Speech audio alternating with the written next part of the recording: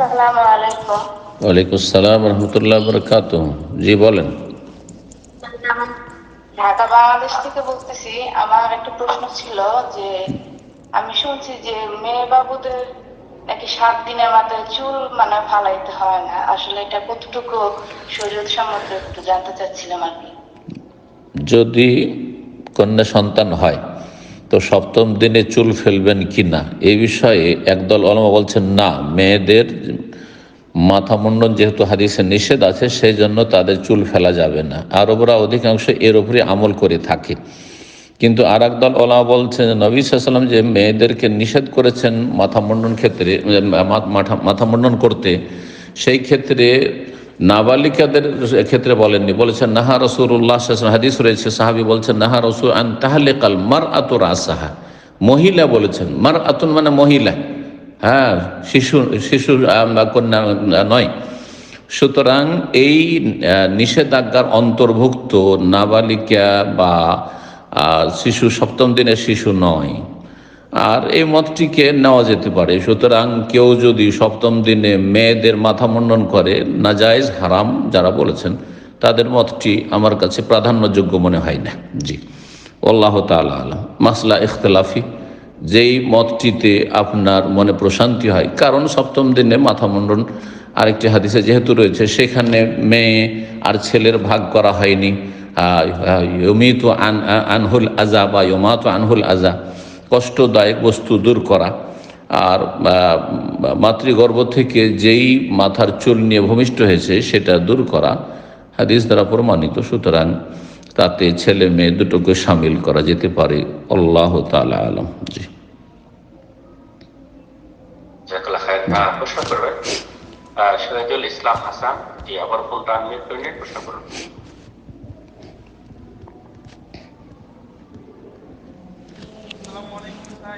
ওয়ালাইকুম আসসালাম রহমতুল্লাহ বরকাতুহ।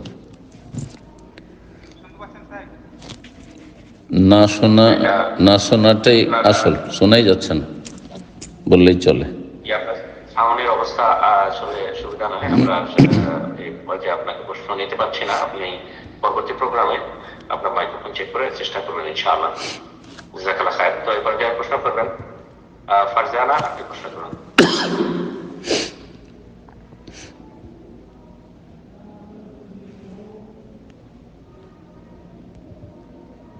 জি ফারজানা, আপনার ফোনটা আনমিউট করে নিয়ে প্রশ্ন করুন।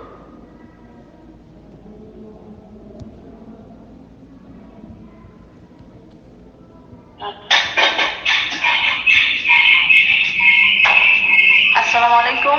ওয়ালাইকুম আসসালাম রহমতুল্লাহ বরকাতুহ। জি বলেন। ঢাকা বাংলাদেশ থেকে বলছি। জি, আমার প্রশ্ন, কারো ইনকাম কোনো মাসে আপনার 2 লাখ 3 লাখ বা কোনো মাসে 10 লাখ, তাদের জাকাতের ক্ষেত্রে কি তারা মাসিক জাকাত দিবে হিসাব করে নাকি বাৎসরিক জাকাত দিবে? আর যদি বাৎসরিক হয় তাহলে কিভাবে হিসাব করবে? প্রত্যেক ব্যক্তির যেসব ইনকাম হয়ে থাকে সেটা কম হোক অথবা বেশি হোক, প্রতি মাসে খাওয়া দাওয়া ইত্যাদি সব খরচ খরচা করে কিছু বেঁচে থাকে প্রত্যেক মাস। কোনো মাসে কম বাঁচে, কোনো মাসে বেশি বাঁচে। এই করতে করতে করতে প্রত্যেক মাসে হিসাব করে জাকাত দেওয়া এটা অনেক জটিল। এই জন্য ওলামারা এইভাবে বলেননি, বলেছেন বছরে একবার জাকাত ফরজ। হ্যাঁ, এজা হালা আলী হাল হল, আসল ফরজ হয় প্রত্যেকটা ধন সম্পদের উপর 1 বছর পার হলে জাকাত ফরজ। কিন্তু প্রত্যেকটা ধন সম্পদ প্রতিদিন যারা ইনকাম করছে, দৈনিক ইনকাম করছে, তারা কি করে হিসাব করবে? অসম্ভব কাজ। আর শরীয়ত পালন করা অসম্ভব কিছু না, বা কঠিনও নয়। ইন্না দিন ইউসর, দিন সহজ। সুতরাং এই ক্ষেত্রে ওলামারা যেটা পদ্ধতি বলেছেন সেটা হচ্ছে যে গোটা 1 বছর যেই দিনটাই বা যেই সময়টাই জাকাত দিচ্ছেন, এই সময়টা মনে রাখবেন যে এই সময়টা আমি জাকাত বের করি। আর তারপরে 1 বছর যখন পুরা হয়ে যাবে তখন গোটা 1 বছরে যত টাকা নেশাবে পৌঁছার পর থেকে শুরু করে 1 বছরে বা যেই দিনটা জাকাত দিয়েছেন সেই দিন থেকে 1 বছর পুরা হলে তখন আপনি সমস্ত ধন সম্পদ হিসাব করে জাকাত দিয়ে দিবেন। ধন সম্পদ মানে আপনার টাকা পয়সা বা চাঁদি ইত্যাদি সব থাকলে জাকাত দিয়ে দিবেন। কোনো টাকার বয়স হচ্ছে 1 মাস, 2 মাস, 3 মাস, 6 মাস, 8 মাস, আবার 12 মাস, এইরকম। যেটা 1 বছর হয়ে গেছে সেটার জাকাত ফরজ হওয়ার পর দিলেন, আর যেটা হয়তো 9 মাস 10 মাসের সেটা সময়ের পূর্বে জাকাত দিলেন আপনি, সময়ের পূর্বে জাকাত দেওয়া হাদিস দ্বারা প্রমাণিত। নবী সাল্লাল্লাহু আলাইহি সাল্লাম 2 বছরের জাকাত নিয়েছেন তার চাচা আব্বাস রাদিয়াল্লাহু তাআলা আনহুর কাছে। সুতরাং সময়ের আগে জাকাত দিয়ে দিলেন আপনি, আপনার জাকাত আদায় হয়ে গেছে। একসাথে 1 বছরের জন্য আপনি আরাম পেয়ে গেলেন, হ্যাঁ, আপনার কোনো চিন্তা থাকলো না। এটা হচ্ছে শরীয়ত সম্মত কাজ।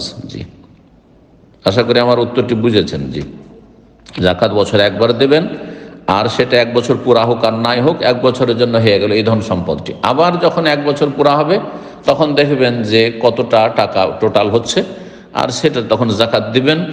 আর যেটা 1 বছর পুরা হয়ে গেছে সেটার ফরজ হয়ে আর পর দিলেন, আর যেটা 1 বছর পুরা হয়নি বিফোর টাইম দিলেন, সময়ের আগে দিলেন, সেটাও আদায় হয়ে যাবে, কোনো অসুবিধা নেই। আল্লাহু আ'লাম। প্রশ্ন করবেন মুস্তাকিম মোল্লা, আপনি প্রশ্ন করুন।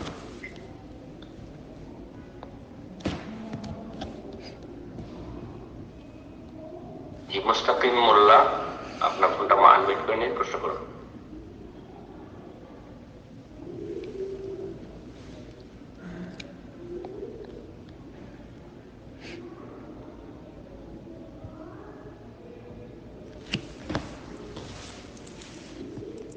উনি হয়তো পারছেন না, অন্য কাউকে দিয়ে দেন।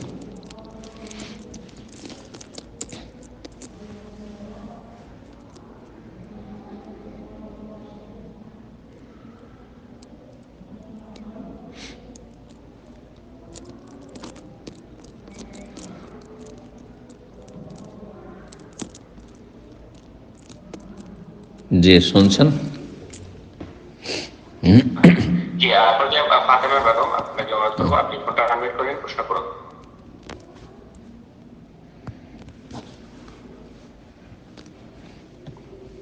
আসসালামু আলাইকুম।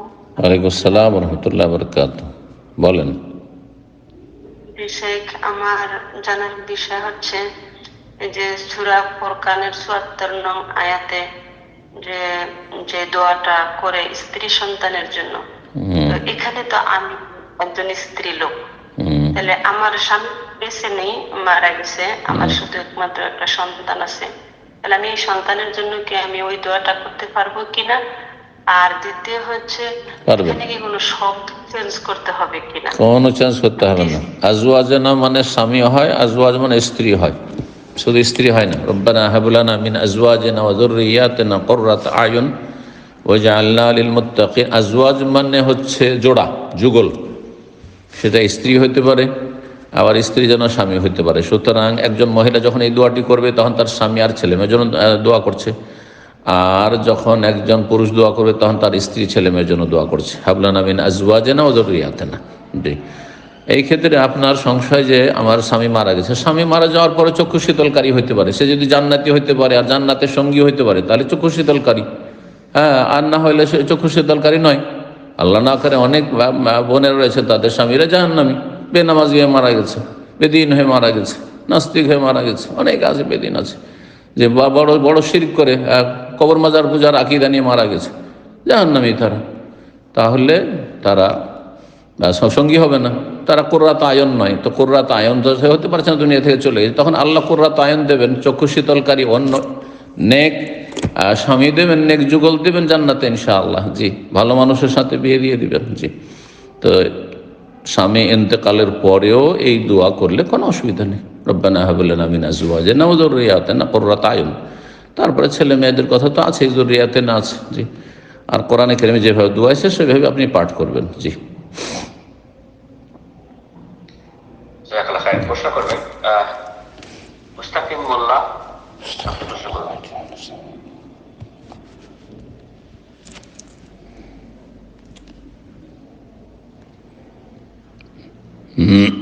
মুস্তাকিম মোল্লা, ফোনটা আনমিউট করে নিন, প্রশ্ন করুন।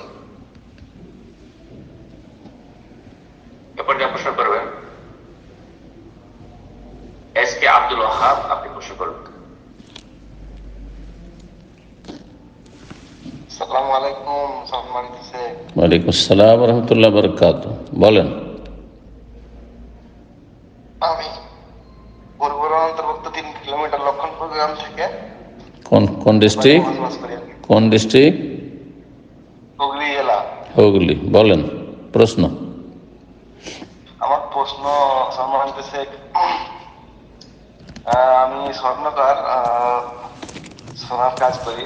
হুম তো একটা ক্ষেত্রে দেখা যায় যে আমাদের অনেক সহিদার ভাইরা অথবা অনেক মুসলিম ভাইরা স্বর্ণকাররা মূর্তি বানায়। হুম তো আলহামদুলিল্লাহ এই রমজান মাস থেকে আমি সঠিক আকীদা গ্রহণ করেছি হুম আর সমস্ত দুনিয়াবি গুনার কাছ থেকে তওবা করেছি আল্লাহর কাছে। এবং এই মূর্তি বানানো মানে শিরকের গুনাহটাকে আল্লাহ সুবহানাহু ওয়া তাআলা 1 নম্বর পর্যায়ে রেখেছে। হুম তো অনেক বন্ধু বান্ধবকে আলহামদুলিল্লাহ দিনের কথা পৌঁছাবার চেষ্টা করি। জি, তো সবাই বলে কাজের ক্ষেত্রে এগুলো মাফ আছে, হুম কাজের ক্ষেত্রে কোনো গুনাহ হবে না। এবং আমি এই মূর্তি বানানো টোটালি বন্ধ করে দিয়েছি। জি, তো মানে যখন বলে যে গণেশ ঠাকুরের বানাও বা দুর্গা ঠাকুরের বানাও, আমি বানাই না। আমার এখানে মানে নেপালে দোকান আছে, আমার 3টে কর্মচারীও আছে। হুম তো বন্ধু বান্ধবকে বলি যে এখন করা যাবে না। প্রশ্নটা বলুন আপনি। প্রশ্ন বলুন। প্রশ্ন করুন। আপনার প্রশ্ন কি তাই প্রশ্নটা বলুন। হচ্ছে এটাই যে প্রশ্নটা হচ্ছে এটা যে এইগুলো যে মানে যদি মানে খুব পালিশ করে দেওয়া, মানে যদি পুরাতন হয়ে যায় কলার যে পরে আসে এইগুলো পালিশ হয়ে যায়, এগুলো কি করে দিয়ে যায় হবে? এই প্রশ্ন হচ্ছে। না, যদি মূর্তি হয় তো জায়েজ নয়, মূর্তি হয় তো জায়েজ নয়। জি, শুধু মূর্তি নয়, যদি বলে কোনো পীরের, হ্যাঁ কোনো মাজার পূজারি বলে অমুক পীরের, হ্যাঁ আপনার একটা ছবি, এটাকে পালিশ করে দাও বা এটা বানিয়ে দাও, তো জায়েজ নয়। জি, এটা জায়েজ নয়, জি হারাম। তো এগুলো বানাবেন না, বাকিগুলো করবেন, যেগুলো জায়েজ সেগুলো করবেন। জি, গাছের আকারে, ফুলের আকারে, আর কিছু হ্যাঁ প্রাণহীন যদি হয় তো বানিয়ে দিতে পারবেন। জি, আল্লাহ হেদায়েত দান করুন যা করছে। জি জি, চেষ্টা যে সম্ভবত উনি এগুলো ছেড়ে দিয়েছেন, উনি সম্ভবত বলছেন যে যেগুলো পালিশ করে, হ্যাঁ হয়তো সেটাও তো কেন পালিশ বা কেন করে দেবেন? যেখানে ছেড়ে দিয়েছেন পুরোপুরি ছাড়েন আপনি, হারাম কাজ পুরোপুরি ছেড়ে দেন। জি, জায়েজ না। জি ইনশাআল্লাহ। তো আমরা প্রোগ্রামে একদম শেষ পর্যায়ে চলে এসেছি। আমরা হয়তো এখন থেকে একটা বা দুটি প্রশ্নের মাধ্যমে আজকে প্রোগ্রাম শেষ করবো ইনশাআল্লাহ। অনেকে হ্যান্ড রেজ করেছেন, যারা হয়তো সুযোগ পেলেন না, আগামী সপ্তাহে প্রোগ্রামের শুরুতে এসে হ্যান্ড রেজ করবেন ইনশাআল্লাহ। আমার আপনাদের প্রশ্নগুলো আগামী সপ্তাহে নেওয়ার চেষ্টা করবো। পাশাপাশি যারা আজকে প্রশ্ন করার সুযোগ পেয়েছেন, আগামী 2 সপ্তাহ আপনারা প্রশ্ন না করে অন্যদেরকে সুযোগ করে দেবেন ইনশাআল্লাহ। পর্যায়ে প্রশ্ন করবেন আশরাফুল আলম, আপনি প্রশ্ন করবেন। আসসালামু আলাইকুম শাইখ। ওয়ালাইকুম আসসালাম ওয়া রাহমাতুল্লাহি ওয়া বারাকাতুহু। জি বলেন। শাইখ, আমি সাতক্ষীরা বাংলাদেশ থেকে বলছি। জি বলেন। শাইখ, আমার ছেলের নাম হচ্ছে সিয়াম আব্দুল্লাহ, তার বয়স 4 বছর। তাকে আমি বড় আলেম করতে চাই। শাইখ, আপনি একটু দোয়া করে দিবেন আমার ছেলের জন্য। আল্লাহ কবুল করুন, আল্লাহ তৌফিক দান করুন, আল্লাহ আপনার নেক নিয়ত মনের আশা পূরণ করুন। সালাফি কোরআন সুন্নাহর অনুসারে আহলুল হাদিস মাদ্রাসায় ভর্তি করবেন। ঢাকায় যেসব আহলুল হাদিস মাদ্রাসা রয়েছে অথবা রাজশাহী বা যেখানেই হোক না কেন, আহলুল হাদিস আপনাদের খুলনাতেও আহলুল হাদিস মাদ্রাসা আছে আশা করি। জি, আমাদের তো সাতক্ষীরাতেও আছে। যে সাতক্ষীরা তো হতে পারে, যদিও আগে ছিল না হয়তো। তো যাই হোক, সেখানে পড়াবেন। আর বেদাতি মাদ্রাসায় পড়াবেন না। বেদাতি মাদ্রাসায় আলেম তৈরি করে দিনের খাদেম হবে না, সুন্নাহর খাদেম হবে না, জি বেদাতের খাদেম হয়ে যাবে। আল্লাহ হেফাজত করুন। আলহামদুলিল্লাহ, জাযাকাল্লাহ শাইখ। বারাকাল্লাহু ফিক। আল্লাহ কবুল করুন। আল্লাহুম্মা আমিন। জি। প্রশ্ন করবেন সর্বশেষ প্রশ্ন আজকে এর মাধ্যমে ইনশাআল্লাহ আমাদের প্রোগ্রাম শেষ হবে। প্রশ্ন করবেন ফারুক হোসেন, আপনি প্রশ্ন করবেন।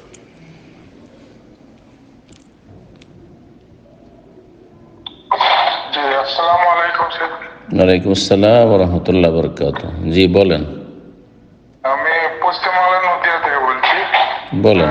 মানে 7 দিনের যে বাচ্চার আকিকা দেওয়া হয়, যে মাথা মুন্ডন করা হয়, যে চুলটার ওজনে যে স্বর্ণ বা রূপা, স্বর্ণ নয়, রূপা, দেওয়া রূপা চাঁদির কথা রয়েছে, চাঁদি। জি জি শুধু চাঁদি দেওয়া হবে, তাই তো? হুম। বলছি ওই টাকাটা ফকির মিসকিনকে দিতে হবে না মসজিদও দেওয়া যাবে? এটা জানো? তো গরিব মিসকিনকে দিবেন। মিসকিনকে সাদকা দেওয়ার কথা রয়েছে। আর কাজটি সুন্নাত, ওয়াজিব নয়। আর আকিকার মতো সুন্নাতে মুআক্কাদাও নয়। আকিকা সুন্নাতে মুআক্কাদা, কারো কাছে ওয়াজিব। আর এই কাজটি মুস্তাহাব সুন্নাত, জি, করলে ভালো, না করলে কোনো গুনাহ নেই ইনশাআল্লাহ, তবে করবেন, পারলে করবেন ইনশাআল্লাহ।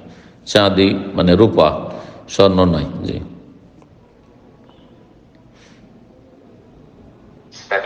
জাযাকুমুল্লাহ খাইর। ঠিক ঠিক আছে, জাযাকুমুল্লাহ খাইর। যেসব ভাই বোনেরা আমাদের সাথে থাকলেন, আল্লাহ তাদেরকে উত্তম প্রতিদান দান করুন। বারাকাল্লাহু ফিকুম জামিয়ান। এবং আল্লাহ রাব্বুল সমস্ত শার থেকে, অনিষ্ট থেকে, জালেমের জুলুম থেকে, অনিষ্টকারীর অনিষ্ট থেকে, হিংসুক থেকে এবং সমস্ত মানুষ শয়তান, জিন শয়তানের অনিষ্ট থেকে আল্লাহ আমাদের সকলের হেফাজত করুন। আল্লাহ রাব্বুল আলামিনের কাছে দোয়া করি আমাদের আপনজন, প্রিয়জন মুসলিম ভাই বোন যারা আল্লাহ রাব্বুল আলামিনের বান্দা হয়ে জীবনযাপনের চেষ্টা করে, তাদেরকে আল্লাহ সমস্ত বালা মুসিবত থেকে মুক্ত রাখেন।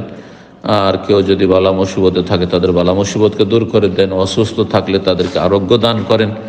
আল্লাহ রাব্বুল আলামিন দুনিয়া আখিরাতের সার্বিক কল্যাণ দান করেন। রব্বানা আতিনা ফিদ দুনিয়া হাসানা ওয়া ফিল আখিরাতি হাসানা ওয়া কিনা আযাবান নার। ওয়া সাল্লাল্লাহু সাল্লাম আলা নবিয়িনা মুহাম্মদ ওয়া আলা আলিহি ওয়া সাহবিহি আজমাইন।